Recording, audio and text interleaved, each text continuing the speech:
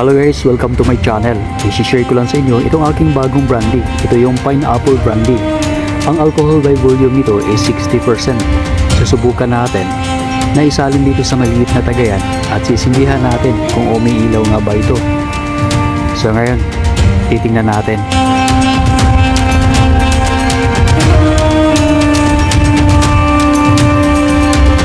Okay guys, sisindihan na natin. So ito, umiilaw na. Kaso lang hindi natin makikita yung glow flame kasi maliwanag. Papatayin natin ngayon yung ilaw para makikita natin ang ABV 60% alcohol. So ito na.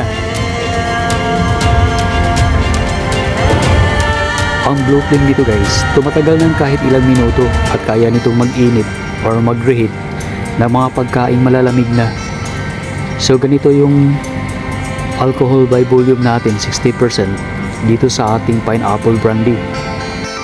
Pero hindi lahat ng mga brandy guys ay 60% alcohol by volume.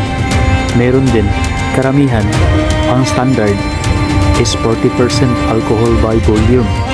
Pero hindi problema ang kababaan ng alcohol or kataasan ng alcohol kung ilang percent ang kanyang alcohol by volume, dahil mayroong sistema kung paano siya i-decrease at paano din siya i-increase.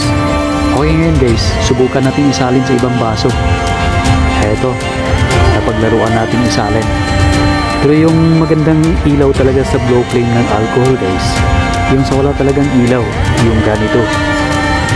Yan, napakaganda tingnan ng glow flame. So ito yung 60% alcohol by volume. So kapag may ilaw, eto na yun, hindi mo makikita yung ilaw pagka nasa liwanag. Ayan. Kaya ngayon guys, alam na natin kung gaano katapang ang lahat ng mga alcoholic na inumin.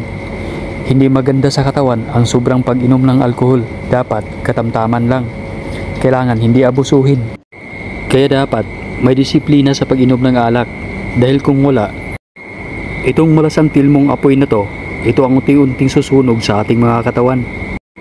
Kaya paalala ko sa lahat, sa mga kagaya kong mahilig uminom, na kailangan may balanse ang pag-inom ng mga alak para maiwasan sa ating katawan ang unti-unti tayong susunugin sa malasantil mong apoy na kagaya nito.